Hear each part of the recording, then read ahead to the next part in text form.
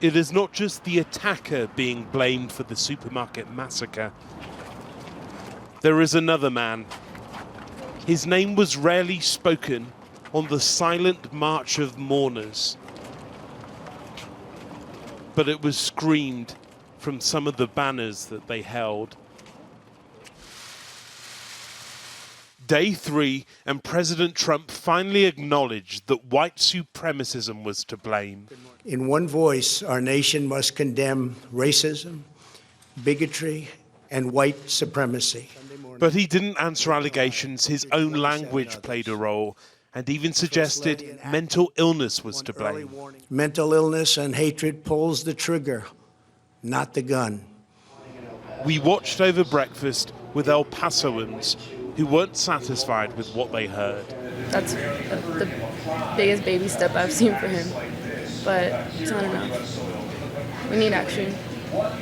We have a president right now who traffics in this hatred. But even before the presidential address, a presidential candidate was in El Paso saying Trump had encouraged what happened.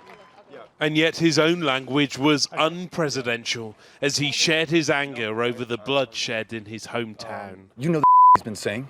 He's been calling Mexican immigrants rapists and criminals.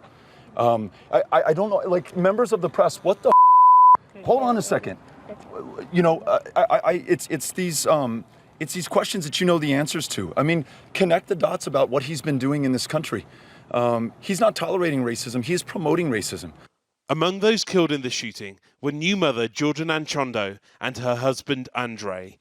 They were with their 2-month-old baby who survived the attack. Also killed was 67-year-old Arturo Benavides, who was shopping with his wife. Patrick Crucius is the suspected gunman who's accused of travelling more than 600 miles to carry out the attack. As the shots rang out, Sylvia Saucedo pulled her elderly mother under a table and filmed what followed. Lady at the cash register asked everybody to get on the floor. And so we were hiding under the table.